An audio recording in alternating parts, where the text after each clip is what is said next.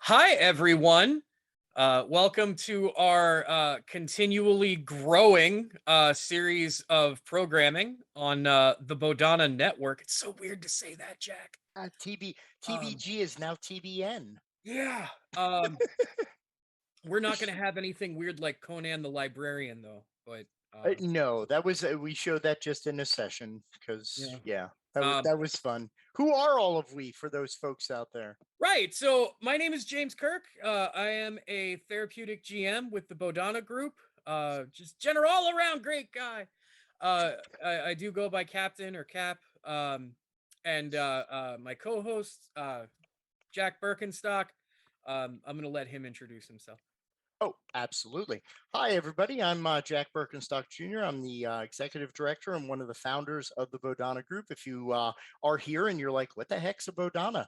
We're a 501c3 that utilizes tabletop gaming, whether board or RPG, for therapeutic, educational, and skill building purposes. So that's anything from social skills all the way to resilience and working with folks who experience anxiety, depression, or trauma. We've been around for a while, and welcome to our Twitch channel where we have a lot of awesome programming. Please remember during the broadcast that you are more than free to follow us if you would like to help support Bodhana. You can, of course, also subscribe to our channel. All of those proceeds benefit the mission and vision and our various projects, which, of course, I'll try not to overplug, and you could check out all of the info on our main website and follow us on Twitter, Facebooks, all of the whatever plurals that you can get there. And welcome to our first episode of Table Boundaries. And we will then have our special guest for our first episode introduce themselves. Hello, I am Beau Jagr Sheldon, and I am a game designer, leadership educator, and varieties of types of artist and writer. And I am the creator of Script Change, the RPG toolbox for safety, content, and consent. I also am the designer of the tabletop RPG Turn and The Man and the Stag, as well as a variety of other projects, and have freelanced on like a ton of different bigger projects over the years. Thank you very much for having me. I'm excited to chat. I'm really happy that you're here with us tonight for the first episode of this. Table Boundaries is going to be a show that we're going to put on once a month on the channel, and we are going to discuss different aspects and facets of what it means to have a safe space at the table, a place where not only people can feel comfortable, but something where the people that are gaming together or are, just there kind of creatively exploring themselves, they can do so in a environment that is judgment free, that allows for the continued exploration of each person's triumphs and demons, all of those things, and to be able to do it in a space where they can share those experiences with other people, um, and then not have nightmares. So first up, we really kind of thought the best thing for us to do was to have a discussion tonight about, quote, setting the table. This is the idea of what do you need to be able to start establishing a safe space, because a safe space is not something that you can just declare, like, well, we have a flag, we've planted it here, it's now safe. Right, this takes work. It's not, these aren't just lines of demarcation. Okay, so what are the things that you need to establish kind of in the beginning that can help you develop that safe space, and then just, kind of an overall idea of what a safe space means at the table. um so I say safe space, and I know immediately Jack says Marx Brothers, but what do you Why is that even? That does not. No, it's just. because it's your comfort food. Stop it. Oh, okay. I got you. Yeah. So I say safe space. What does that evoke for the both of you? What does that mean? What kind of ideas do you immediately get inside of your brain needs? Go ahead, Bo. So the term space, a safe space has been used and misused so much over the past like decade or so that I've been actively like working in games and playing like more intensive tabletop games. And I value the concept a lot, because to me, what an actually safe space would be something where I can communicate freely with the other people at the table about my needs and my boundaries and my expectations. If I set a boundary, it will be respected, and I will be given the information that I need to respect the boundaries and needs of others. Alongside that, I am able to leave if I need to, so long as I communicate that I need to leave and whether I will be back or not. And that I have the ability to like say, hey, this situation is not working for me, if that is the case, or encourage people towards the things that are better for me without feeling ashamed or embarrassed for being excited about something and enthusiastic. And that all comes along with things like respecting things like triggering content, or even just graphic or upsetting content or gross content, and whether I want to include it or not. And feeling like everyone at the table is on the same like page and level of access and control of that situation. Everyone has agency and autonomy. No one is really like holding the keys to the door if something goes wrong. And in my experience, safe spaces have more often been one person deciding what is good for everyone else and inviting people to be open about some things up to a point, but not being able to cope with it or react to it if there is something that is upsetting. And an inconsistency over time, especially of applying safe space rules and expectations and boundaries, which I think has been definitely the hardest thing for a lot of people who are in like long-term groups or who play over time, and you need to like have that consistent reminder. And a lot of us just aren't used to doing something like saying, hey, like I know everyone was okay with this last week, but is it still okay this week? And I think that is what comes to mind whenever I think of safe space, is that dichotomy of what has been applied largely and what I would really like to see. Well, I think it a lot of, because we've had many conversations in the past about this. You're a guest at Save Against Fears. I believe we also did a presentation at Tags. Mm-hmm. And one of the cool things that I always kind of liken this to is another concept that is very closely tied to safety, is consent. And for those of you who don't know, I've done pretty extensive work in the mental health field, working with persons affected by and persons who perpetrate sexual abuse and misconduct.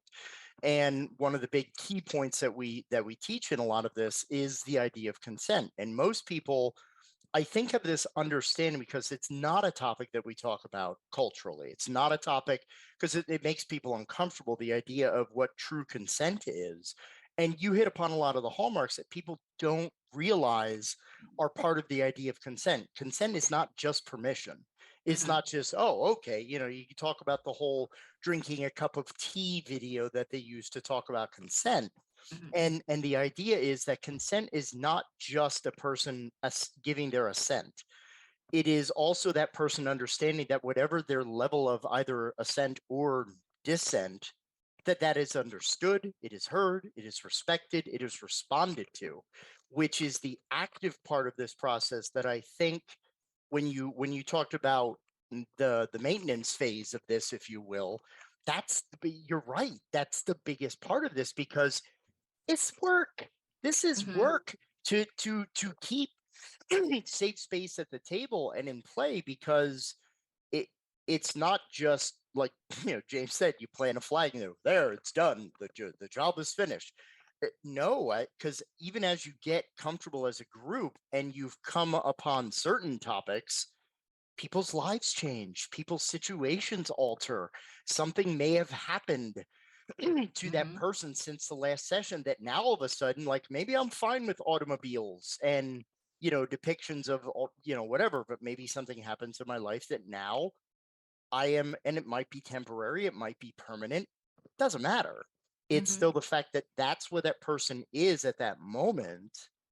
So that adjustment of the idea of consent and safety at the table that's how powerful to me it is that you're really acknowledging people for Mhm. where they are, and you're, by doing that, you're respecting them wherever they are, emotionally, spiritually, what have you. So that I love how automatically, just right out of the gate, like, that maintenance, folks, like, it's like any other relationship. Making a friend is easy for the most part. Keeping a friend and maintaining that friendship, that is work, Yeah. and Yeah, it like there have been a lot of things happening in the world that have made me been thinking about like consent and the nature of it very deeply, and how I view consent as an everyday ongoing process that applies. It can apply and often does apply for everything from very small acts to very big acts. And a violation of consent can be very severe, but it also can be just an annoyance or a destruction of trust over time.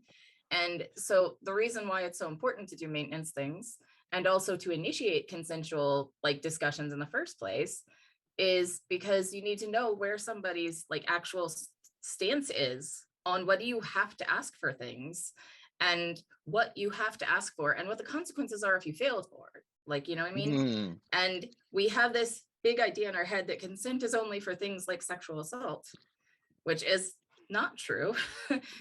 not by And any stretch. Yeah. right. And so whenever there are other types of violations of consent that people think are less important, we either blow it out of proportion and say, oh, this is just like a sexual assault, or we like dismiss it like it's nothing. And like you don't have to ask consent for touching somebody in public if you're just like moving them out of the way. And I think that like there needs to be a better understanding that consent like literally always matters in like every level of intensity, and how much that affects somebody could vary based on their own experiences. And it has to be an ongoing process. You can't just ask once and assume that's how the case will always be. So that's a lot of what ties into like my feeling about this being like a consistent process that like goes over time. And this is not a necessarily like a table example of this, but I want to bring this in because it was a very real world thing that happened just yesterday. Mm. I'm at the playground with my son. My son is 4 going on 5 years old. Now, a big part of my son's thing is that he's 4.5, 4 3/4. He does not read social cues of other children, Mhm. right? Because he's very driven by his own desires. Like, Yeah. it's his own, like, I want this thing. I'm going to do what I need to get this thing. Mhm. So he has fallen into the habit of finding older kids, particularly older female kids, to go and kind of attach himself to and go and play with these kids. Now, yesterday, we ran into a situation where the kid that he had attached himself to did not want his company.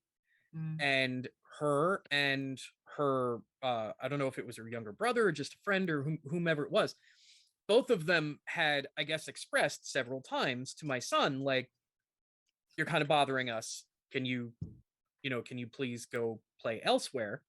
And it Mhm. had gotten to the point where, like, out of nowhere, and I watched him, and I had even commented to my wife over the phone. I was like, our son's doing some kind of creepy things, right? Because he'll go over and he just kind of stands in front of the person and just looks at them. And then they go to walk and he just kind of continues to, and I'm like, I'm gonna say something about that because it's weird, right? So these kids came over to me, a complete stranger, and said, "Is this your kid?" Right? And I was like, guilty. That's him. Why do you ask? Right. And they're like, he's really bothering us. We've told him several times to go away. He doesn't listen. Um, he said to me, but I like girls. And I it's 4.5-year-old stuff, right? It's Mhm. he does not as far as I know, like he does not mean anything by it, but this is how he's communicating this. The father of the other kid happened to be there and turned around and said, well, you should say thank you that he likes girl. And I'm like, what? Ow. Okay. And then, you know, like they went off and did their thing. And my son was standing there like kind of dejected. He was sad. He had been told, we don't want to play with you, essentially, which never feels good.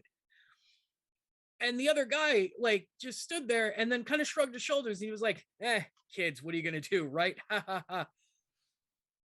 So I'm standing there and I'm looking at Landon and I'm like, should I be talking to my son or that guy? Like it's as far as like what just happened here. Yeah. And what I ended up saying, it was a quick convo, but I told Landon, I was like, you know, look, the next time that you find kids you want to play with on the playground, don't just stand in front of them because they don't know who you are. Introduce yourself and ask them, is it okay if I play with you guys? What are you doing? Can I join you? Like, ask them if it's okay if you're hanging out with them, because they might be doing something that they don't want other people involved or other kids they don't know. They might say, sure, come along, let's play. I was like, but then you know it's okay. And you're not being disappointed by being excluded from this activity because you didn't ask permission first. Right. And it was just this really like, it was this complete real world thing. And I'm thinking to myself, like, I'm going to have this conversation tomorrow night with adults about gaming at a table. But here's this kind of real world application of some of the things that we're talking about. Like if you go over, introduce yourself, hey, can I join you guys? Like it's a very simple thing to ask that kind of permission, but I think that's kind of the detail work that we're talking about. It's not just this, I'm sitting down at the table, I am acquiescing to whatever it is going to come at me for the next 4 hours in this game. No, I'm sitting down at the table and I'm saying, hey guys, I'd like to play a game with you if you guys are cool with having me aboard. But then that should start further discussion, you know, about the types of things that are going on. But there is that initial, we're coming together for common purpose. Well, I think that that's the hallmark, James, and that'll kind of wrap around to this idea of, you know, that because there's a lot of different safety tools out there. There are a ton. I won't list them all here. You all know what they are. People refer to the best or whatever. But again, I've always preferred the idea of, you know, the script change very specifically. I am not shy about the fact that I am a very staunch advocate for using script change as a safety toolkit, because it engenders discussion into its framework. It's about having that conversation. It's about having that talk, because that is the maintenance work of safety and this topic of consent and such around the table, that, you know, you're coming to a convention to sit down at a game. Yeah, I know that it's generally a horror game, but I don't know everything that's going to happen within it. I don't know all the reactions that I might have ahead of time. So you need that. It's more about having a tool to communicate about what's going on, and correct me if I'm wrong, than it is about just saying, yeah, you could say whatever you want if you disagree. Well, I don't want to be a flat lever. Like, I don't want to be the person that, like, hey, calm down now, too much fun's being had here. Like, no one wants to be the fun police, right? But because you and I have talked about that before, haven't we, Beau? About the idea of, like, oh yeah, I said you had a way to, so just speak up. What's the matter with you? Like, people have that kind of attitude, and it's like, oh my God, you are so not getting this. Yeah, like it's very hard. Like sometimes even when you have safety tools at the table, like whenever you talk about like what you need in order to start playing a game together and start making it in a safer environment for people, it doesn't start with safety tools. It starts with a social contract. And the social contract is the stuff that encompasses stuff like consent and plans to meet together at a time and place, and that shows that you respect each other's, time and space in both categories, Yep. and things like, we will use these safety tools that we agreed to or change them if they do not work. And Yeah. if we don't like the game we're playing, we will discuss it and see if we can find a different option. And these are all things that people talk about being just like normal in their games, and that's just how people are, but they aren't for everyone. And you have to sometimes act like do the functional act of setting up a social contract with each other, not necessarily writing it down, but making sure it's equally understood between everyone, that everyone agrees to it, that consent runs through it, and that people can refer to it if they feel lost. Because if I'm sitting at a table with people that I haven't really played a lot with before, and we never really discussed like stuff like boundaries or anything beyond like, here's the safety tools, which has happened to me, I will not know for sure if these people who I don't have a real concrete social contract with are going to honor the safety tools if I bring them up, or that Right. they will be offended if I use a safety tool, because while they have them at the table, they actually value the narrative much more than my safety or well-being, especially if it's something, because like I have a variety of like phobias, and I have trauma stuff and a bunch of triggers, and I've had a bunch of really scary things happen in my life that come up at weird times sometimes. And like I can't always like guarantee that the thing that I'm gonna flag with a like rewind or fast forward or something like that is gonna be something that to other people sounds like scary or bad. Because like I've had stuff like descriptions of drinking, as a ex-binge drinker, like while I do occasionally drink now, I don't like drunkenness in game, especially not vocally depicted and behaviorally depicted, because it's very triggering to me. And so like I've in game been like, hey, can we just like fast forward that, or could you just like not do that specific behavior because it makes me upset?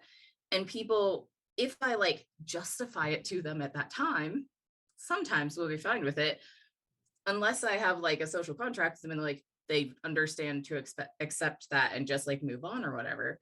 But I've had people who I didn't get along with well necessarily because we're new to an experience together, we hadn't gotten to know each other or whatever, kind of balk at things like that whenever I've used like an X card or something to be like, hey, like, can we just skip this like thing, because it doesn't seem like big. But like everything has to matter, from like the small stuff to the big stuff, and without a social contract that doesn't actually typically happen. What ends up happening is they'll only care about the things that are obviously injurious to everyone at the table or cause visible traumatic response. And it really does matter to like start from the beginning with this like agreement that if somebody flags something, we acknowledge it, and then if we need to, we'll discuss it further with a pause or something like that, to make sure we understand why it's being, redacted, like rewound or fast forward or X carded or whatever. But we're Right. not going to invalidate it, and we're not going to say no.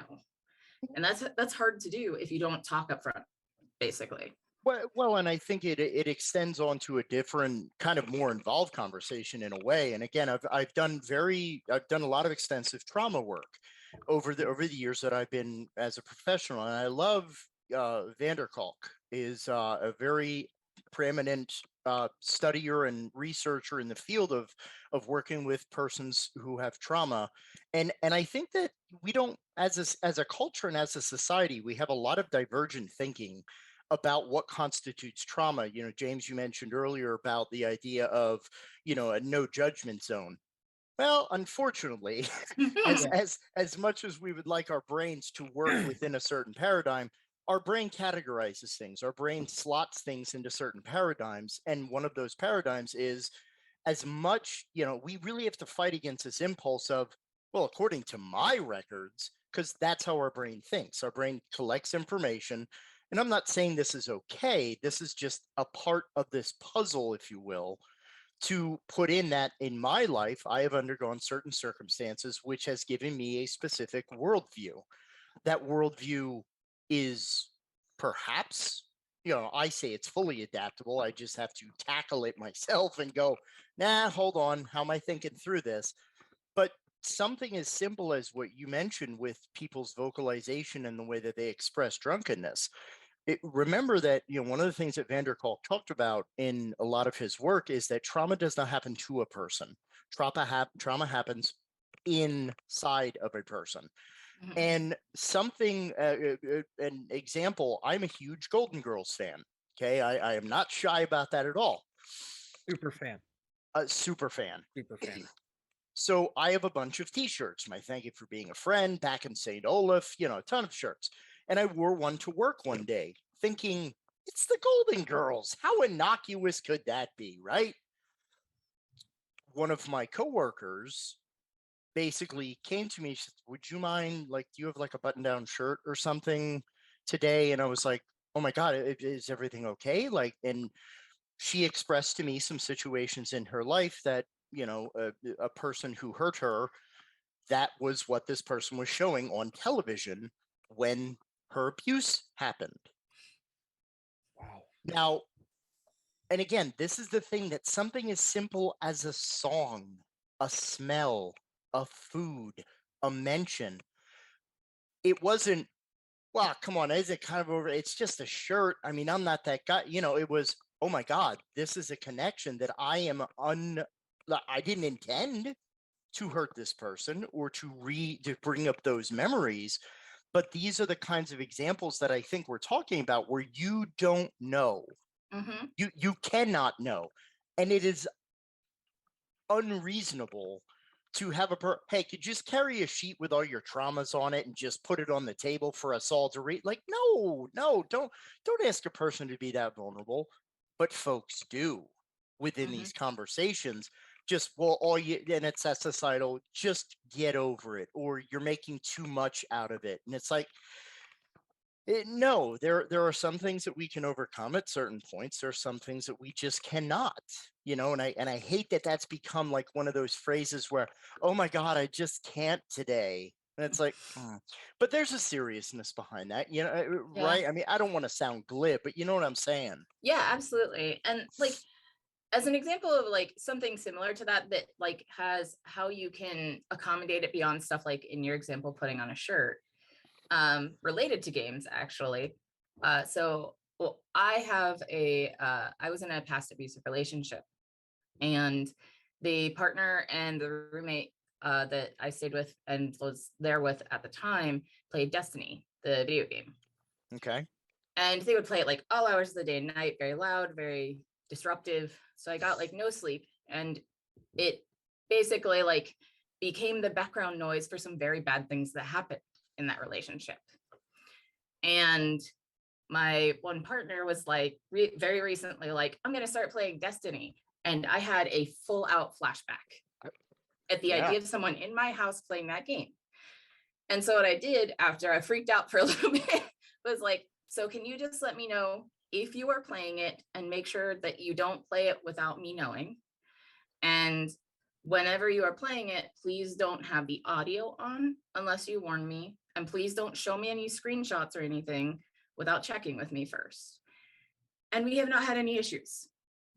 And he played it for weeks so far, and it's just like so easy to actually accommodate those things. And that's why like I think having the discussion about like how do you accommodate a violation of some sort of trigger or boundary or something is just as important as using safety tools, and just as important as like identifying what those things might be, because you don't always know what they're going to be. Because I didn't know that that was going to happen. I've seen Destiny on streams before and everything and had no problems, Right. but as soon as it was in my house, I just lost it. Like, it was so scary to me. But all we had to do was just make some adjustments to make sure I wasn't surprised by it, because I know that Thomas is not going to do the things that were done, so it was fine. But like, I didn't know that was going to be there, so I can't prep up front. I can't make a list. I can't check like, I'm okay with this, I'm okay with that on a checklist, which is difficult. But we can discuss like, what happens if it does go bad? Like, what if something is difficult or hard? And like, how do I honor that and respect that, both for like my own boundaries and other people's? Like, part of it is, if you have the content that you can be triggered by, or experiences and stuff like that, you have to learn how you want to be accommodated, and understand there may need to be modifications of those things to be accommodated for everyone else. because your coping mechanism might clash with somebody else's, right? Yeah. And that's a discussion you need to have. Like, what happens if we come to that point? And like, that's okay if it does have to be discussed. But I think that it's very important that like these things that seem innocuous and things that aren't innocuous aren't always things we are aware are triggers, aren't always things we're aware are squicks that gross us out. I was watching a show last night and I had been doing fine with all of the other triggering stuff and it had been killing me for like, I was just like, every scene. But then they had a spider, a scary looking spider, crawl into a dollhouse and become a giant in the house that the dollhouse was made of. And I was freaking out so fast to turn off that TV. I was just like, no. And I had watched them like mind control people, which was one of my huge bad things, and like all this stuff. But the spider was what got me that day. And you just never know. So like knowing how to deal with it and how to approach it, even if the nebulousness of the content is there, it's knowing the solution and the practice to work towards a solution that matters. I think one of the things that I had to learn, and this was a practiced thing. I was not good at this when I first started doing it, was when people share things like this, and what their triggers are, or the things that they are uncomfortable with. It is really important, for me at least, as I'm usually the GM at the table for this kind of thing. So for me, it's really important that my reaction, my initial reaction to what they're saying is not really. You know what I mean? Like that. I had to. I'm sorry, it's so real. I'm so sorry. Because that was like, initially, that's the kind of thing, because it's me saying like, wow, that's really unexpected. Tell me more, right? But that facial, really, it comes across almost as a seriously kind of vocalized thing. And it took me a little bit of time to have the control that, when somebody says something like this, that they are sharing, I have this like kind of deeper, intimate to me thing that I don't want included at the table, or that will upset me if it happens. And instead of me going, for real, I sit there and I go, okay, sure. And I'll, do you mind if I make a note? Because I'm kind of, collecting info at this point, just so I remember things to not include. I had to practice doing that. And it was very eye-opening for me to consciously think about what this person that is sharing a thing sees here when they say it, because after they share it, if my reaction is one that kind of shuts down their willingness to continue that discussion, this social contract goes no further. Oh yeah. Right? Because that's not the way that I have communicated that I'm going to react to this. Yeah. It will stop perhaps like further sharing of that thing. And that was something I had to learn, and I had to practice at just being not stone-faced, but just accepting, don't react, don't show, even if you are surprised that this is a thing, because things get, not saying don't be surprised, but just don't make it sound like it's a taboo thing that you just said. Oh yeah. Like I am the kind of person who has such experiences in my history that I have had therapists, neuropsychs, medical doctors, and psychologists respond to me revealing my experiences with, oh my God, that's so bad. How did you get through that? Like, so that does matter a lot whenever it's not that you necessarily have to be stoic, because like everyone who shares these kinds of things does expect people to be like, geez, dang, like that's a lot, man. But like, it's not that shocking that people go through kinds of trauma if you have been through trauma.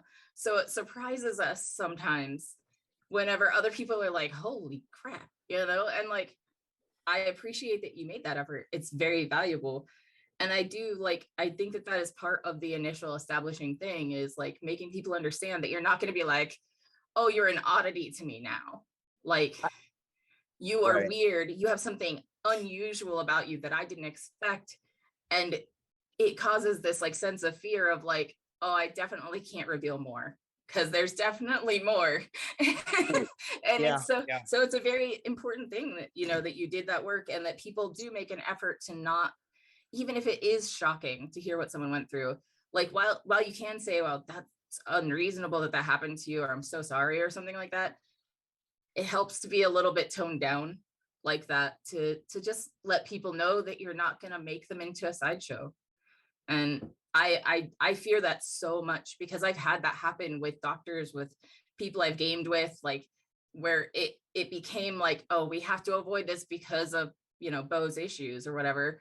And like, it's only happened once or twice, but that's enough, you know. And so like, I believe that that is a key point, to like try really hard to not treat people like what they went through is so unbelievable or something, or like it is desperately in need of questioning. um because that is something that happens a lot too. People will be like, oh but why, oh but why, like why did this happen, like Yeah. how did that go, how did you go through that kind of thing. And it causes a disruption in being able to share. Yeah. The- And it, I was just gonna like the very act of being uncomfortable about something, it just naturally makes you feel like you're on the outside. Yeah. Already. yeah. You know, And so having somebody else validate, even unknowingly, Mhm. that like, oh yeah, you're definitely on the outside on this, you know, like, or well, that's very weird. Now I'm gonna have to write a game for the normal people and then one for you, you know, Oof. like that's Yeah. Yeah. you know, Yeah. communicating those types of things, even subconsciously, Mhm. is it, yeah, can be very Well, damaging. and I mean, from this, because this is something that actually, though, you touched on fairly early in the discussion, and it reverberates into all of this, is it, to establish for a couple of facts here. One, to be shocked by something that is outside of your normal frame of reference is not uncommon. Absolutely. Yes. The very idea of how people go, well, how do all these rich people not understand the plight of the poor? They're not poor. Not saying that, right? It's like, you know, the whole joke of what the hell's a 20? Like, you know, that, Mhm. okay. Now, where we get down to the thing is, I mean, I've had countless years of training and experience in being able to not the, you know, you said about not stoic, like, because it can't be unfeeling, especially Mhm. if someone has an emotional situation. I can be, well, that is horrible. That is absolutely, I am upset that something like that has occurred to you. You know, I'm not a Vulcan. I will make Um, sure that that does not occur while we are here at the table together. yeah, exactly. It's like the Yeah. Stepford GMs or something. But it's the idea that when we realize, and this is, again, I'm going to dive into one of my little platforms of people drop the word mindfulness everywhere like it's like a seasoning. But mindfulness, truthfully, is understanding the implication of actions and behaviors and trying to train ourselves to slow down our reaction, because there's another side to this, I think, in that, because I know this is something that, you know, you've turned a couple of heads, Beau, with conversations where people are like, how dare you say that? And it's like, no, there's a part of this is a collaboration. Mhm. This is not, well, I'm uncomfortable about everything, so that means you need to change everything about what you're doing just for me. Mhm. There's another side to this, which is it is a collaborative effort. So sometimes, and this is not being rude to a person, but saying, maybe we wanted to run this kind of game, and maybe that kind of game isn't built for you. If 4 out of 5 doctors agree, right, then maybe that other practitioner needs to go into a different field or something. Do you know what I'm saying? Like, it's not Yeah. this immediate thing of, it is collaboration. Sometimes there may be an element that, okay, most of you are uncomfortable. Okay, then this is obviously something that to help everybody continue to have fun. But if it's one person and that content, maybe you want to do a certain style of game, which we're not saying you can't edgelord. We're not saying that you can't run extreme content, just know that not everyone likes that. And if you want everyone to have fun at the table, it is part of being able to, because this, I think, is another part of the maintenance that I want to make sure that we lead in to at some point, is the idea that when you're maintaining this safe space and having this conversation, and I love that you and I came to this, and I know James and I talk about this, you cannot have a safe table until you have had a potentially unsafe table. I firmly believe this, that you cannot develop safe space around the table until you've had a what the hell happens next moment. Yeah, like, so I think that like there's so much preparation that we expect people to do in like a session 0 or whatever, where we're like, you can get everything ready, right? You can plan all you want, but you are probably at some point going to run into something that somebody doesn't want for some reason or another, or that someone wants and nobody else does for one reason or another. And whenever you come to that point is when you actually get to see whether the table is safe or not, because how the response is handled and how things continue past that point definitely do give you the idea of whether you're going to be safe to bring up something more serious or something different or whatever. I actually, whenever I used to facilitate a little more often, I've never been a big fan of it, but whenever I did, at the beginning of the games that I ran, I would go around the table and say, everybody say like something that you want to include and something you don't want to include. And I would start. And I would always start with something that I knew would be polarizing, because I always have stuff like that. Like, we were going to play like this collaborative world building game. And I was like, I don't want to see a single alien in this entire game. I don't care. I don't want to see it. It bothers me. I'm not going to have fun with it. And then I would say something I did want to see. And it helped to remind people that like, you're going to run up against conflicts pretty much immediately of preference, unless you have like the perfect group, which I don't think is real. And it's okay to have differences of opinion, because we can always negotiate things if necessary. And like, I would try to do that with people if they were like, well, what if we had like, you know, UFOs, but like they weren't actually aliens? I'd be fine with that. And we could find a way where it's a good balance or something like that. But I think it's very challenging to have these discussions and like try to like consistently like return to them, basically. Because like, what if you have a thing that flares up and everybody uses the tools correctly, but one person at the table feels like, you know what, I actually just, even though we're using the tools, I don't really feel like I'm gonna enjoy this game. It always needs to be possible for someone to leave the game. Yes. Especially if it's like definitely just not their vibe, right? And you should be able to do that with like a healthy discussion and everything like that. But like, so long as they inform you they don't want to participate anymore, and they step away and say like, check me out for the next game or something like that, that's fine. But like, no ill will for leaving the table either. Like, oh, we can't invite so and so because they're a big baby about everything, or you know what I mean? Yeah. And I think it's also like a part of that is if one person is like, absolutely, I'm done with this specific game or this specific scenario or arc, I can't do it, I want to jump out. You should not just like not discuss that with the rest of the players. Like, because like, it's possible more people are not totally happy with the arrangement. And if they are, that's totally fine, but you should check in. And that's part of that maintenance, is like, okay, we had somebody who had to bail. Are we still cool with playing this? Is it going to be as fun with this many players?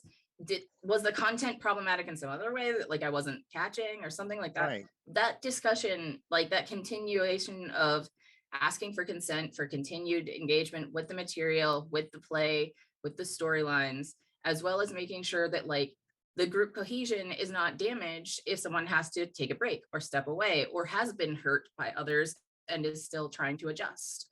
Like, those are all important things that you need to talk about.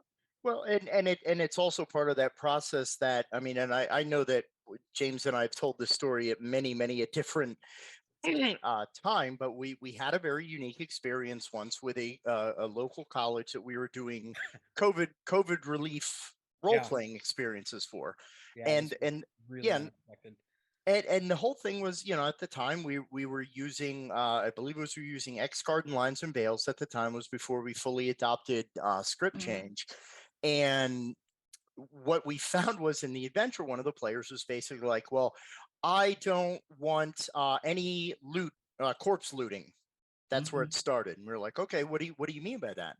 And everybody else was listening very adequately. And it's like, well, I just don't like the idea of using foraging animals for parts. I said, okay, we're not arguing this. Let's find out what we mean, because we're playing in a fantasy role-playing game. Your character wears scale mail. That literally is armor made from the body of another creature. You wear leather armor. You use spell components. Like, this is a real thing, and let's just find out where the boundaries are.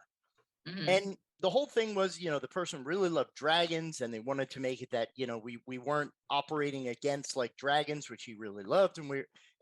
And I know that I'm trying not to diminish this conversation, but the important part really was, in the midst of that conversation, one of the other players said, literally, okay, while we're getting this stuff out in the open, and James and I were just like, yes, this is the safety moment. We had it.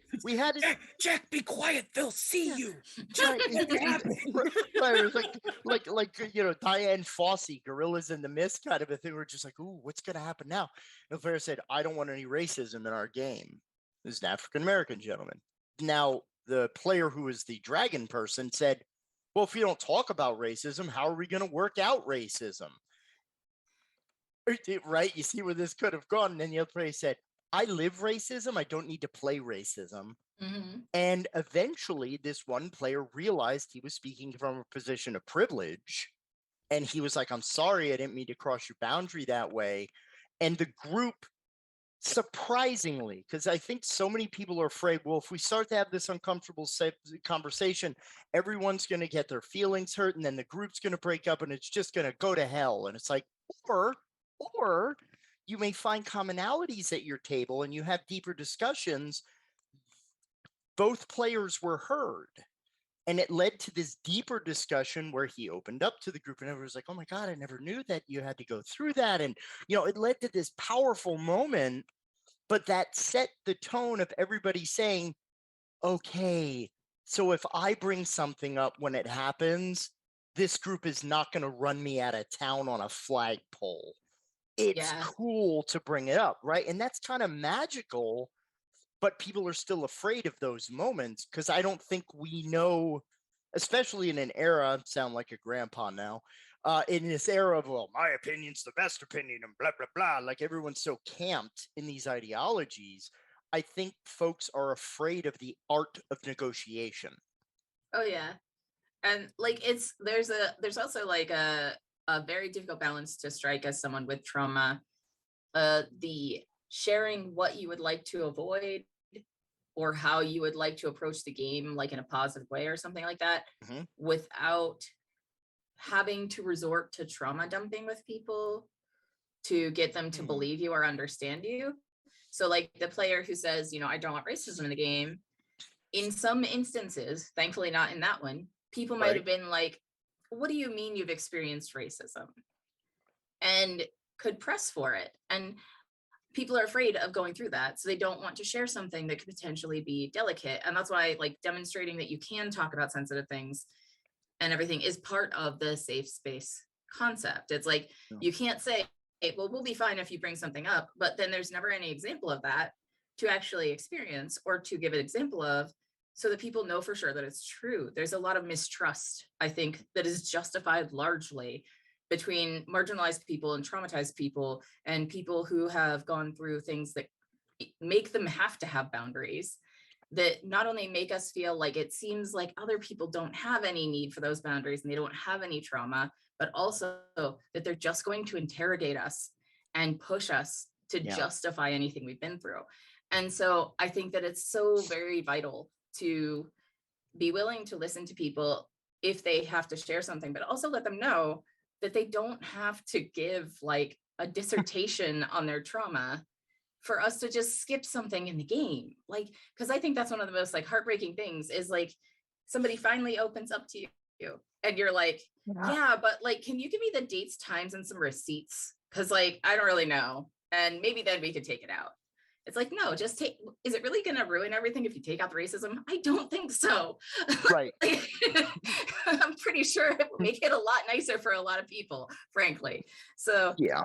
I think that it's valuable to like both have this space where people can be open, show people that you can be open, and also let them know that they don't have to spill their beans. They can just say enough to get the point across and what their limits are, and then leave it at that. That's why I do support like anonymous like lists of like things to avoid, not necessarily like checklists or whatever, but like put things on index cards and put them in a pile and hand them to the GM. Nobody has to read who wrote what, or email them ahead of time if you're in a group setting that's like face to face or whatever. If you can do that, that's great. And you can always ask for clarification with like private emails with GMs as well. And that can be helpful. But I do think it's also important that whenever you do those things, even if the GM is aware that they are avoiding them, they should communicate to the players what they are avoiding without any like targeting of what it specifically is, right, and who said it. Because like anonymous reporting is great, but like if you don't actually report it out to anybody, it doesn't do any good. Then it's anonymous reporting because it's not. But no, Jack, you made it funny. Yeah, it happens once a week. So that's my time. Thanks. No. So along with this, there is an inherent amount of risk on the part of the person that is doing the sharing, in a group of even people that they are fairly familiar with, to share new information, much less people that they just game with. One of the things that Jack and I started doing, honestly, when we went virtual, because of COVID, and it's something that is now just part of all of our groups. I think going forward, even if we meet, face to face, we have some built-in time at the beginning of our sessions, and that time is just for kind of like general fellowship, sharing, hanging out, catching up. I find that my other game groups do this too, and we've been doing this for a long time. But that initial time before we get to the game has allowed relationships within the group to build to the point where some of that comfort can take away some of that trepidation, so that it's less of a risk, still there, because you don't know how it's going to be received. But another aspect that I often think about with that social contract is the willingness to take the leap, to be the one that speaks up about those things. And I mean, we as facilitators, we can make that a soft place to land, but ultimately the person has to jump to find out if it's soft or not. So it's taken a while to get there. And I think that I can safely say with our groups, we're most of the way there, but I don't ever feel like we're fully there. And I don't ever feel like we should, to be honest. But it's complacency. Yeah. If you assume, hey, we haven't had anything come up in a while, we're all right. This is fine. Fire everywhere. Yeah.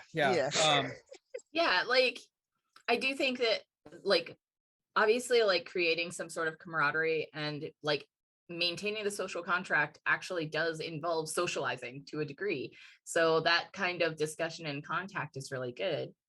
I also think that GMs can do, like I said, how like I would share things that I wanted to exclude or wanted to keep involved in the game.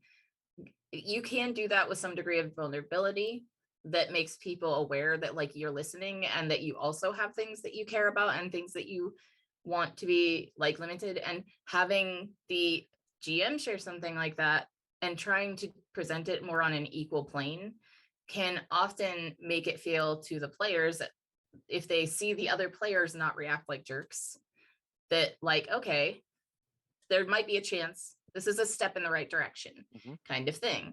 I just know that that can also be hard because you want to share something that's like not too unreasonable to avoid or something like that, but also like, you know, something that is still a boundary of some kind. And whenever I wrote Turn, I included a whole section basically saying, if you include this kind of content whenever you play this game, you are not playing Turn. It is no longer that game. You are playing something else. Would you mind telling everyone out there about Turn if they're unfamiliar with it? Would you mind? Sure. So Turn is a slice of life supernatural game about shapeshifters in small towns, typically rural towns. And it is basically you use like 2d6 plus 1, and you play with 2 character sheets, one of which is your human role and the other is your beast role. And I started designing it in 2013. I didn't write it down until 2017, right before my head injury. Perfect timing, because I almost lost it all. But it's a very like, it's focused mostly on the experience of like learning to balance your different parts of your identity while in an environment where you may not be welcome. And the whole like point is to build community either with your other shifters, with other people who are not shifters, and your community at large, while you try to feel accepted and find acceptance. And it's possible that you will not. So it can be very intense at times, but it's also shapeshifter media. It's so like werewolves and stuff. And I don't know if you have watched werewolf media in the last 20 years, 30 years ever. There's a lot of racism, and there's stuff like incest and assault and stuff like that. And I don't like that stuff in my games. And especially because it's supposed to be quite real on the human part in the game. And violence is very much a taboo part of the experience. Like you're only supposed to use it as a last resort because you have complete power when you do it. I did not want people to be including that kind of content in the game, especially if they did actual plays. So I basically like wrote into it, like, these are things that are like taboo, including like anti-Indigenous racism, which is a big deal. And people use that a lot in shapeshifter media, and I don't like it. And I was like, don't include these things. And people were like, you can't like make a game and say up front that like people can't play with your game in a certain way. I was like, that's the whole point of writing rules. Like that's, and to me, like being a GM, that's like basically what you get to do at the table, is you get to like take whatever is in the book and advance it further in, or like modify it in whatever way you feel comfortable, right? And so like it's literally that setting of the stage of like, yeah, I'm making this happen, and I'm choosing to say, I don't want to see this stuff involved. And if you continue to do it, I'm not able to participate with that. And I think that it's a hard way to set up the experience and stuff, because it can be very scary.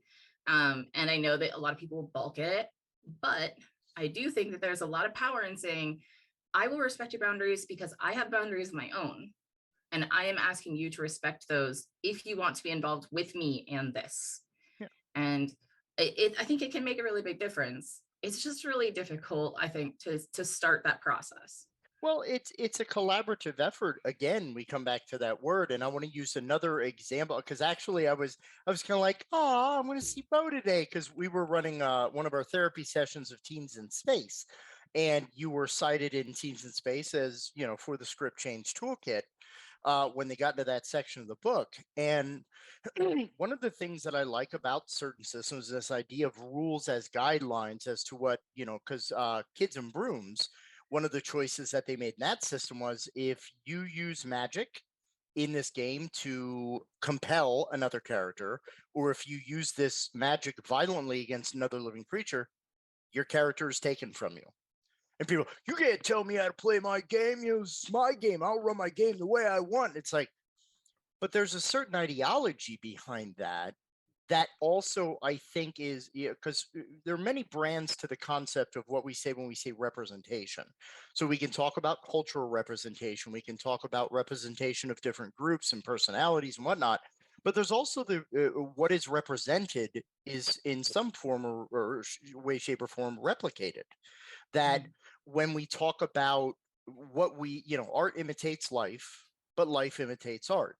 It's this constant cycle. So if you are setting up a paradigm of you want people to think about the implications, like you said yourself for turn, you want to think about the implications of power and how power is utilized. It's a thread that is through that. You are intentionally representing an ideology through the creation of the game. And to do that, the mechanics have to back it up, or the theme has to back it up, or the environment surrounding the game has to back that up.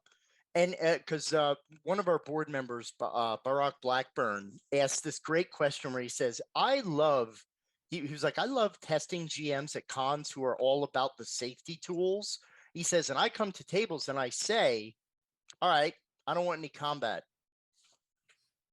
And literally, when you see the sheet white faces on people, how am I going to do an RPG without combat? It's possible. It's difficult, maybe, but I use this example. A Few Good Men is a great dramatic movie. It has some problems probably here and there, but I haven't watched it in a while. But the idea is there's not a single gunfight, there's not a single car chase, there's not a single sex scene, and it is a riveting film. You can tell compelling stories without having to go to the same old. So I actually always posit when people are like, controlling my content, blah, blah, blah, blah, blah. Challenge yourself as a creator to try to not go to the same well all the time. And I may be getting off on a tangent here. I don't. But am I tapping into something here? So it actually made me think. Whenever I was working on Cortex Prime, I actually wasn't able to finish my project. I had to hand it off because my health wasn't good. But the initial draft that I submitted to them had a rule. Because the characters are supposed to be pacifists. You can do combat type stuff, but you cannot aim to harm people in a fatal way. And nothing like torture, no brutality, nothing like that. And that was in the thesis of the solar punk section that I was writing for. And I don't know what's in the final part, but I said, if you do something that is intended to harm someone in that kind of way, like if you do something super fatal, or if you do something really brutal or torture someone, your character's retired and they become a background NPC in the commune that you live and have to rehabilitate and recover, and you have to build a new character because you have broken the rules, you have broken the standards and expectations. And it just it makes me think of how every single house rule, every single meta change we make at a table, away from the original games that we buy and play, as well as all of the things that we build up as social norms, are just the same as mechanics in the way that they literally help to control how you play and what you play and the story you tell. And so someone house ruling to me is no different than using something like script change, where yes, it's going to modify your content, but what it's doing is challenging you to actually tell the story in a better way. It's saying you're not supposed to just take the story as written. You're supposed to go in and edit it and make changes as fits the group, as fits your experiences, as fits what you all want together. If you want to play a game by yourself where you do whatever you want, then play a game by yourself and do whatever you want. But the minute you sit down at a table with other players, you will have to change content occasionally, regardless of whether you use safety tools. And this way it provides some structure, and it gives you a way to negotiate if you need to with the pause or whatever. And it also gives you an opening to have a discussion about what you actually want to be doing when you play. It's not just sitting down with a book and being like, well, this is the game we got, this is the game we're going to play. We don't have to do that anymore. There are so many different options, and you can modify anything you want. We've been doing it for decades. And that's all that the addition of actually thinking about stuff like safe spaces and safety and consent and content control. These are about telling better stories, having better experiences, and doing it in a way that actually engages the social contract to use consent and trust, respect and thoughtfulness and mindfulness in your actual engagement with the game. So you're not just sitting down and letting the game play you. I like that. No, sincerely, that idea of because, well, I think another truth about this, because again, people, they use very common examples like, not using fridge girl, or always putting like, not every couple fights just because of whether or not they can have kids. Like, couples fight and argue about tons of stuff. So the roots of drama, are everywhere. Mm-hmm. But I love that aspect of the kind of story you're telling. And again, there's another reason I sing the praises of script change for, the fact of the highlight reel specifically. What did you like? What was awesome? Because that tells me, now therapeutically we use it for a completely like connected but separate reason, where if you say here's your highlight reel this week, then when we do the review the next session, if it's the same thing, more of that please. Okay, so we're improving the game, people are engaged, we're giving people what they want in the session. It just makes it so much better. And again, I'm not saying that, because even me, when I run Call of Cthulhu, I always use cults. I don't know why. It's just easier. It's the well I go to, right? I want to be challenged by someone who goes, yeah, for reasons I don't need to disclose to you. And I go, cool. No cults. Okay, I'll have to come up with something different. Or we could play a different game. We could play a different system. Is there a type of horror, something that you would prefer as opposed to that? Because now I'm not just saying, okay, we're not going to have that. But what would you like instead? It's just as important to know no raspberry ice cream as it is to know you would prefer vanilla. Yep. Whatever, and it's about that connecting with people, because everybody comes to the table for a different reason. This goes way back in our hobby, all the way to the types of players that they put in the D&D rule books. You remember? Where like, well, this person's the storyteller, and this person's like wants to show off, and this person's the min-max or whatever.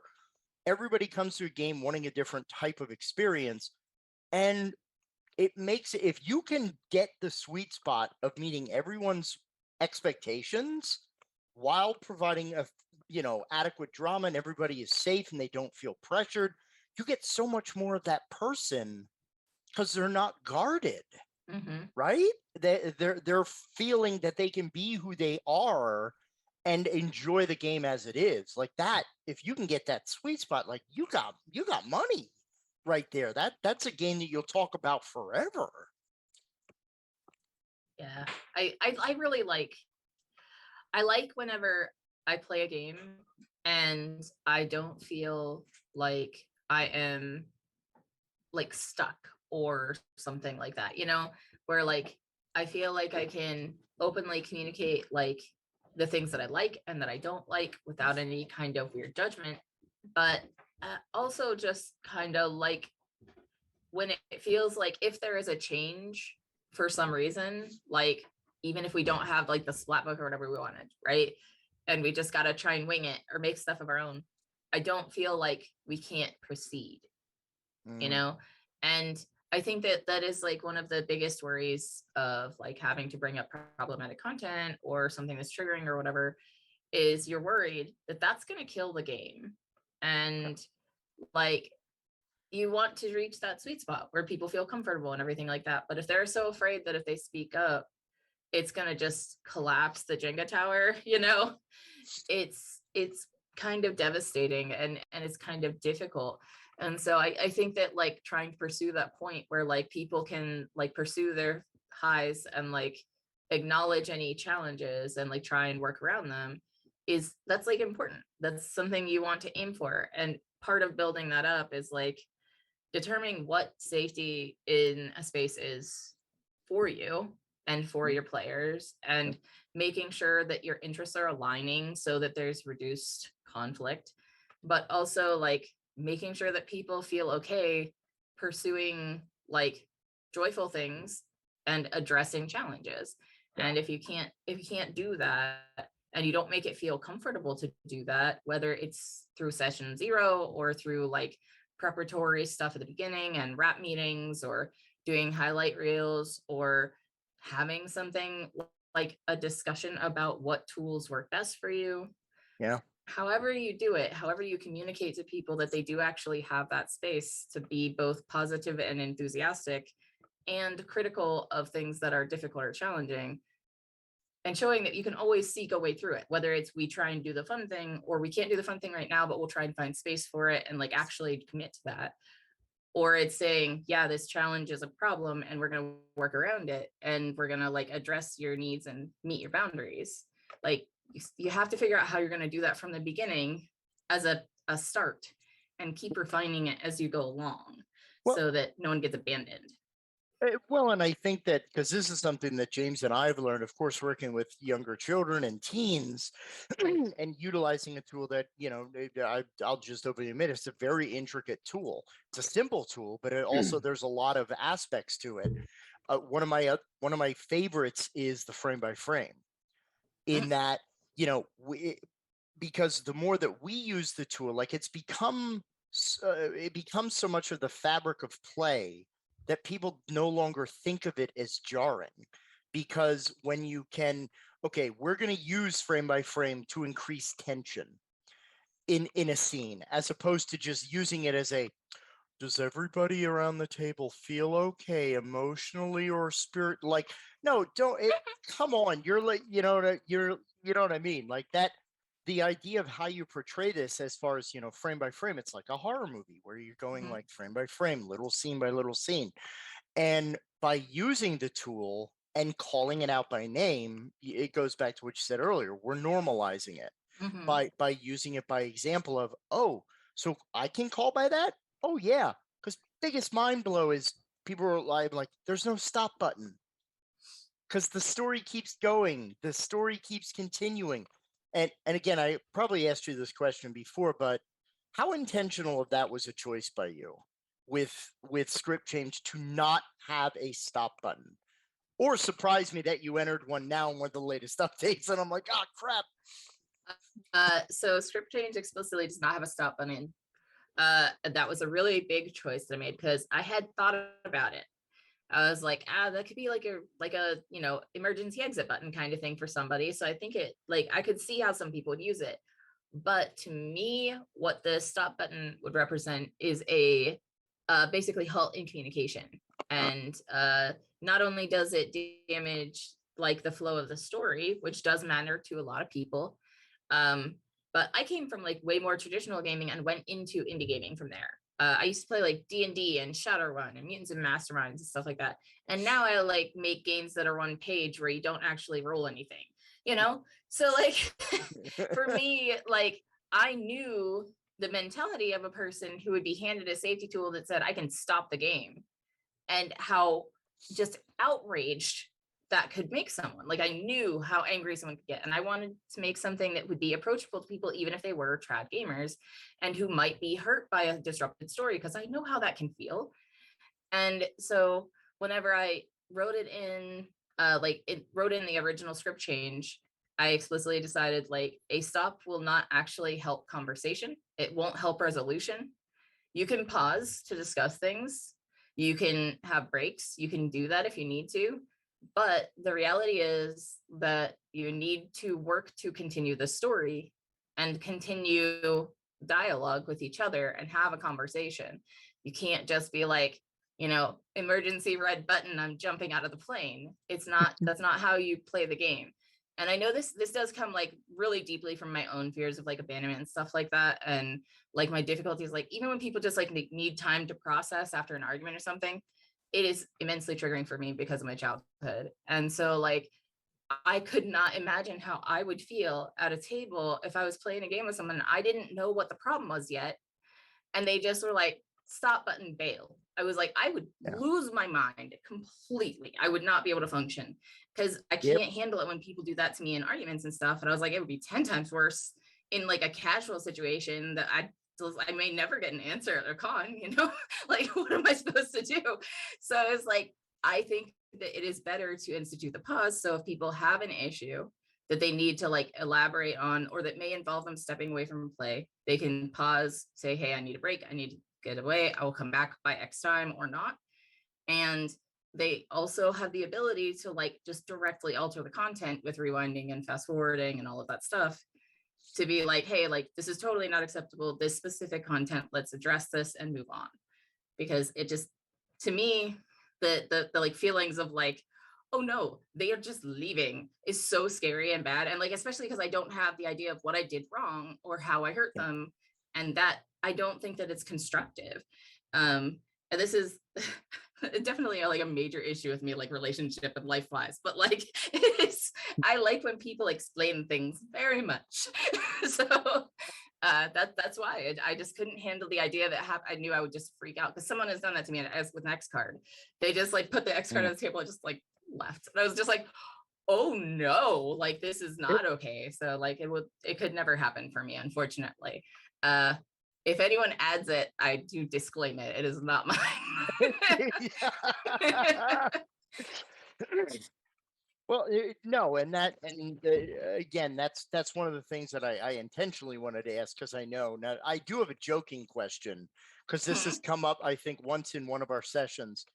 How do you respond if a player wants to use the rewind button to try a roll again? They can if they want to. I actually typically say whenever people are starting a game to discuss whether you want it to apply to mechanics or not. For me, it does by default. Script change can reverse any mechanical result no matter what. Wow. And like you guys can like at the table decide what you feel about that or whatever. I don't really have a preference. I like it to apply to mechanics. And that is largely because a failure on a roll can impact a lot of things for a character in various games. And like whenever I design games, I try to make it so you don't have to use that kind of thing to solve a problem or fix something or get a bad roll fixed.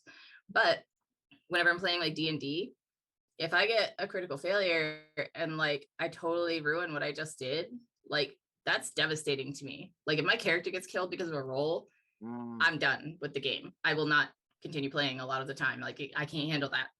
So I was like, it can apply to mechanics, but you should discuss that and make sure everyone agrees to it at the beginning of the game, because otherwise someone's going to get mad. No, I wanted to hear your thought on that, because that's a question that we have gotten. And I was like, well, kind of depends. Again, it depends on the table. So yeah, I think that like everyone should be on board with it whenever you start using the tools. And you should be like, whenever you like, if you want to rewind, just be like, hey, is it okay? This matters to me, or something like that. And that's fine. Because like for me, I don't handle failure well in general. And I know how much at times a failed roll has mattered to me in a game, and just left me like weeks afterwards sad or bummed out because my character like failed at something that was very important. And I would reflect on that moment over and over and over again. And we never know how even a mechanical thing is going to affect somebody. Like we don't know if like maybe like having their character get hurt in a specific way, or having like them get a charm person successfully on them or something, is going to make them feel in that moment. It could trigger something. It could be emotionally overwhelming. And it's okay to just not want to lose. Like losing sucks sometimes, and sometimes it's okay, but we should maybe give a little bit more grace to people who don't want to like constantly have their characters fail and die and stuff. So it definitely, I think, flies in the face of what some OSR people would say about, well, no, if you went to pick the lock and the 500-ton weight drops on you because that's the trap. And I'm like, it's a pretty ridiculous trap. I mean, like you're telling me it's never been set off before I arrived? Like, just walk through a dungeon, there's like weights laying all over the place. You should turn around and go. I don't. You guys have a coyote working in this dungeon? Just like resets this stuff? How does this work? The Acme dungeon. I love it. It's all just oversized magnets and 500-ton weights. Yeah, I think I've been conditioned over the years from playing as many like strategy tabletop board games as I do, and having like really solid strategic choices, but then like I pick up the dice and just the bed has been on. And it best laid plans. That I started playing RPGs and I just assumed that was gonna happen. I'm like, I gotta get out of this, because if it goes to the dice, I'm gonna die. Like Yeah. Whenever I was designing turn, I actually specifically set the success ratio so that you succeed more than you fail. And whenever you fail, you don't actually ever fail. It's literally a rule in the game that if you try to do something, you do it. But you will instead have consequences of varying degrees. And I actually personally think that's more interesting than like actual specific failure of like you die or whatever, it doesn't happen. But I got some pushback because some people were like, well, what's the point then? I was like, it's about like the experience and telling the story and like developing your character. Like for example, if you fight a group smaller than 4 armed men, you can just say what happens in combat in the game, which also got a lot of negative attention. But like, it's, for me, that's more interesting. Like, and I think that it's a realization I had with safety tools is that everybody has not only different ways they want to play, but also different ways that they respond to results and mechanical action in combat. Even if you want to play in D&D's world, maybe you don't necessarily want to have a bad failure occasionally. Yeah, it's not. Well, it goes back to that whole thing of it's all perspective. I think that when people talk about, safety tools and the idea of it like controlling their game or controlling their content or whatever, it really is about, going back to the thing that everybody says all the time about role-playing games, that role-playing games are this collaborative storytelling exercise where everybody is just holding hands and playing folk music on the guitar, because it's all about, and it's like, no, there are times where you come in. I love games where I don't roll dice for 6 months. Like that's what I love, verbalizing and going into soliloquies and long diatribes. And then I got other friends who are like, can I just kill something in a game that you're in, Jack? Just once. And I'm like, okay, yeah, I know what I love in a game, but it's 6 different people around the table at best. 5 of those as players, 1 of those is GM. Even the GM has needs at the table. And, so, it's not just dance for me, GM, like, perform because I demand it. So I love that idea of just really making it collaborative, which is difficult sometimes. But we can make it less difficult, I guess. Yeah, and I'm glad that you brought up natural consequences, or that there are consequences to actions. I think my players are surprised in the games that we run for them that they are forced to answer for their decisions, not just when they roll dice. And it's something they've had to get used to. Like, but I didn't have to roll for that, so why should I be punished? Well, because you stole things. People don't like that.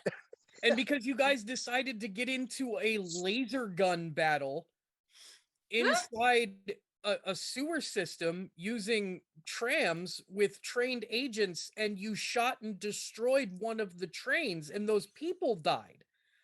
The company that hired them now thinks that you are a threat because you then took those weapons with you and infiltrated their facility. You are children. Yeah, that happened in an actual a Kids on Bikes game that we ran. They're like, "What? We fought off the bad government people." Well, but they're okay. That thing you're describing sounds like the plot of like the Dark Boxcar Children or something, and I'm so afraid of like that eventually becoming a thing now. It got to the point where one of the players, we had to just because of the like series of bad decisions throughout the game, and it just got to the point where there was no other choice. Kid got arrested.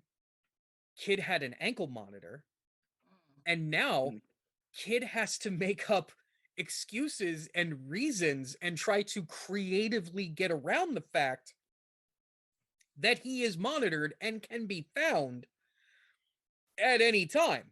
Yeah.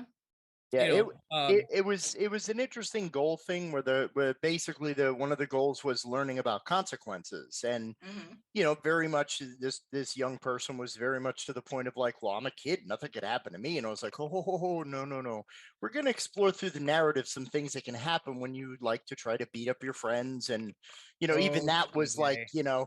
yeah, it was asking the other players. He's saying he wants to rough up your character as part of being a bully. Are you okay with that as a player? Because if you're not, that's not going to happen. And he was like, hey, I want to see where this goes. And I was like, are you sure? Okay.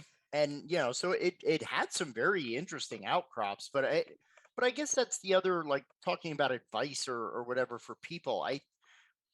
I would say, advice wise, don't be afraid to embrace the aspects of change based on player feedback, because our experience has been running therapeutically.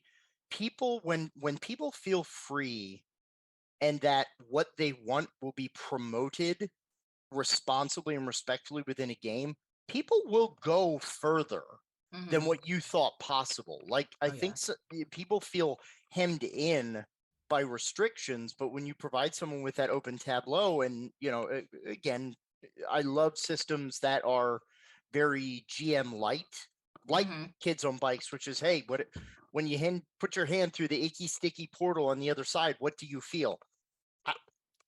Don't come up with what I think is cool. Come up with what the player thinks is cool. And then we work within that. You know what I mean? And I think a lot of people are afraid to embrace this.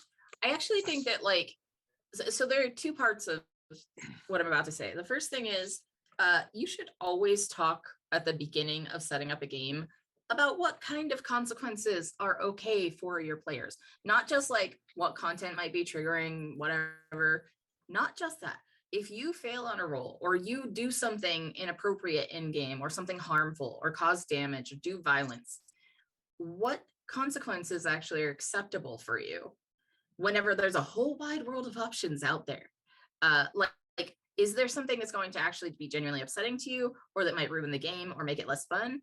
Is it something that, like, just makes you feel like you couldn't continue playing in the same way you wanted to? These are all things that you should actually discuss with people, because sometimes there are hidden boundaries there that we don't actually know about. But also it helps set stakes, because, like, if players are like, I don't ever want to die, but you can do almost anything else. Like, you can go as seriously hard as you want. I don't care if I lose limbs. I don't care if I can't see anymore. Just don't kill my character. Make me into an automaton. I don't give a crap. Like, that would be a great way to set the stakes and the intensity and the kind of play that someone wants to have. Like, you're basically like, are you going to be Trigun, or are you going to be like, Wolfwood? It's like, that's how the story is going to go here. And I think the second part of it is, like, that fear of, like, what you can freely do. It's totally a boundary of its own, and giving people a lot of space to play can be very fun. I've played games like Archipelago. Archipelago is a totally GM-less game. Everyone, it's kind of described as like GM full, because everyone controls an aspect of the world, and you tell a story together, right?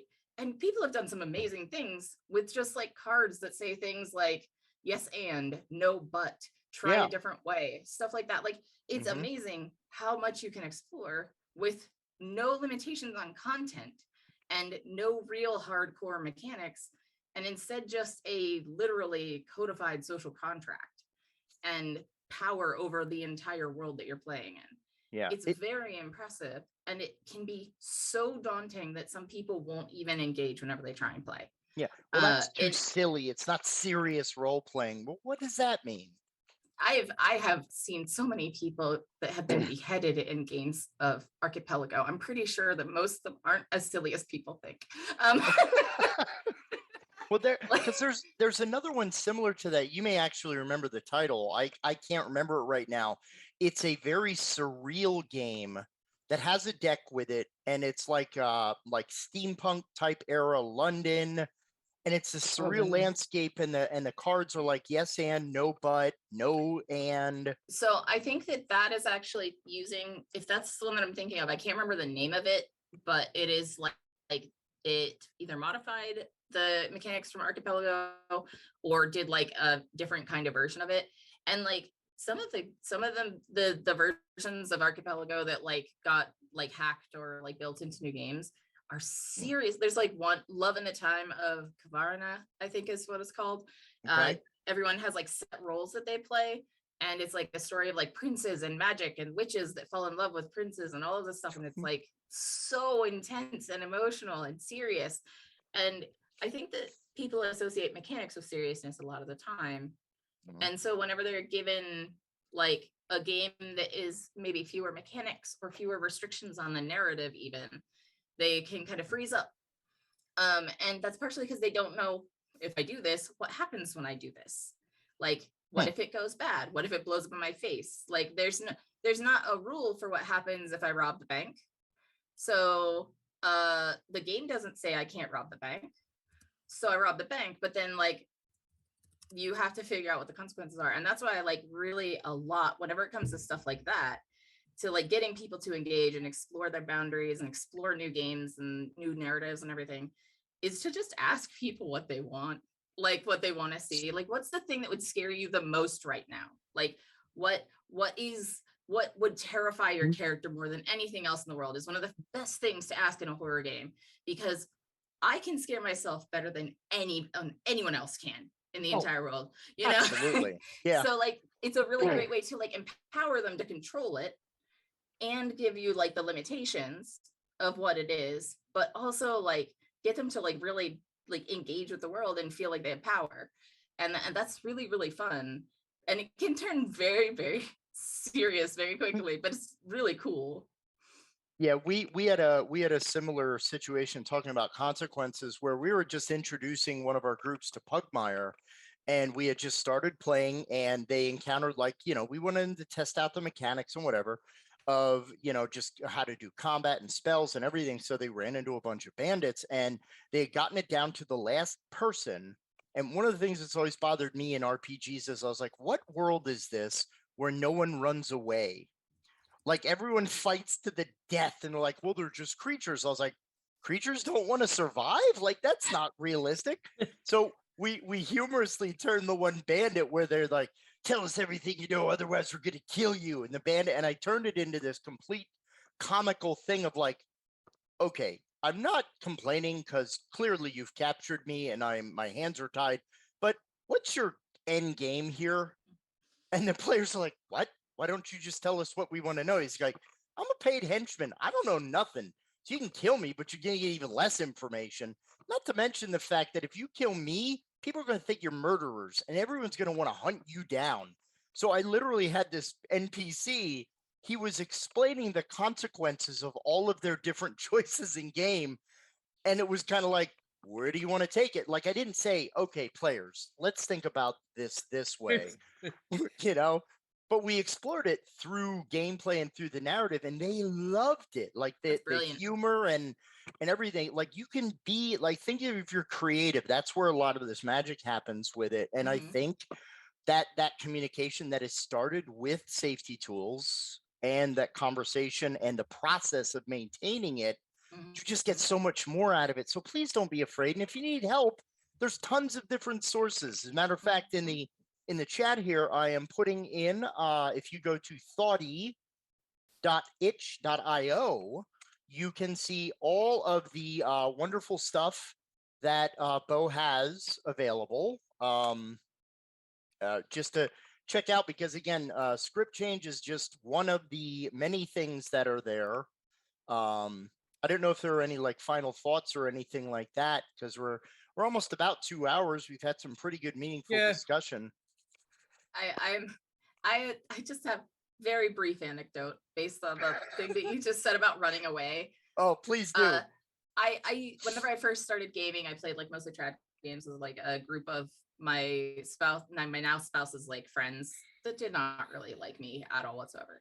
And we started playing a Star Wars game, and I built a Wookiee mechanic. And for context, the first time I played Shadowrun, I died in 6 minutes. Okay, like, yeah. So I was like, a little apprehensive about like new violence immediately as we start the game and in games, right? Right. And we land on a planet and immediately get ambushed. And I had my character run away. And everyone got so mad because they were like, that's not what we do. And I was like, nobody told me that. Like, it was a big, scary thing. Like, why would I stay? Like, Right. and so it was that like expectations, like mismatch that we had. And everybody was super upset with me. But I was like, I didn't know what else to do. I didn't want to die immediately. Like, When you're like, I'm a mechanic. Yeah. Hello. Yeah. It was just like, it's such a funny moment to me because like, if you don't know that you can run away, you're not going to most of the time, in part because people will be like, why are you running away? So it ties into that whole have a conversation thing. Well, and there's so many other things that, like, if you look like, take a system like D&D, stack it next to Dungeon World, stack it next to Torchbearer.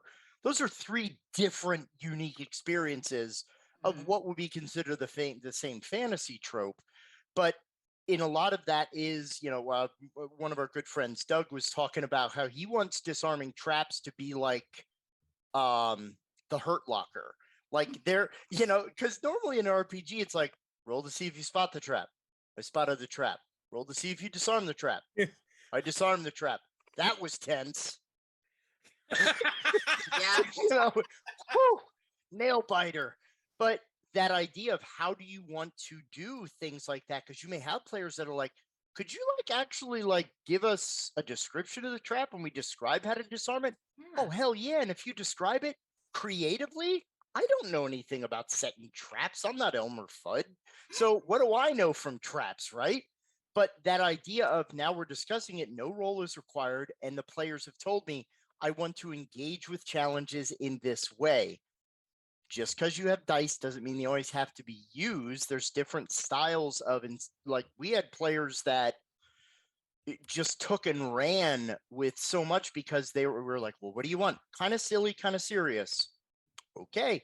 And we gave them what they wanted and just so much more engagement. And James was like, well, that was easy. but it is that Where easy. is my Staples button?